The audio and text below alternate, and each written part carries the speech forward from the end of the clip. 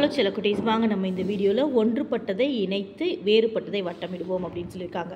இப்போ பாருங்கள், இந்த ஏரோப்ளேன் இரண்டுமே வந்து என்னவா இருக்குது, ஒரே மாதிரி இருக்குது. இது வேறு மாதிரி இருக்குது.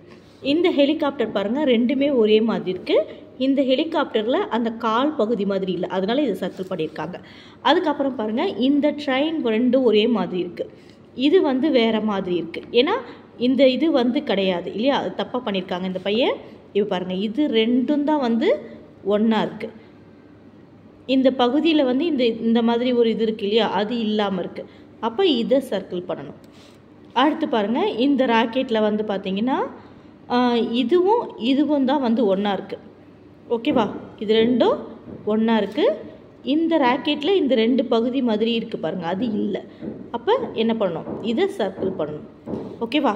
அடுத்து பாருங்கள், எது ரெண்டும் ஒன்றா இருக்குது, இதில் ரெண்டு டயர் இருக்குது, இங்கேயும் ரெண்டு டயர் இருக்குது.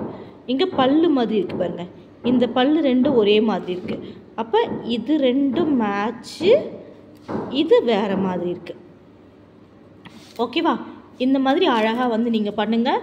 இங்கே பாருங்கள், நம்ம என்ன சொல்லி கொடுத்தாலும் தப்பு தப்பாக வந்து பண்ணக்கூடாது, கரெக்டாக பார்த்து பண்ணணும். அடுத்து பாருங்கள், வாகனத்திற்கு உரிய விலங்கு எது, எழுதி காரணம் கூறுவோம். வரி குதிரை, ஏன்னா வரி குதிரைக்கு தான் வந்து இந்த மாதிரி கோடுகள் வந்து இருக்கும், கருப்பு வெள்ளை கோடுகள் இருக்கும். ஒட்டகச்சிவிங்கி, ஒட்டகச்சிவிங்கிக்கு தான் இந்த மாதிரி கட்டமாக வந்து டிசைன் இருக்கும். அடுத்து பூனை, பூனைக்கு தான் இந்த மாதிரி சாஃப்டான ஒரு பகுதி இருக்கும்.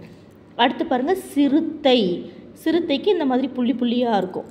புலி, புலிக்கு இந்த மாதிரி கருப்பு கோடு இருக்கும். அடுத்து பாருங்கள், மான், மானுக்கு இந்த மாதிரி ரெண்டு கொம்பு இருக்கும். ஓகேவா, சூப்பர். ஸ்டார் போட்டுடலாமா? ஓகே செல்லக்குட்டி, அழகாக வந்து நீங்களும் உங்கள் பேஜில் வந்து எழுதுங்க, எழுதிட்டு படிங்க. தேங்க்யூ.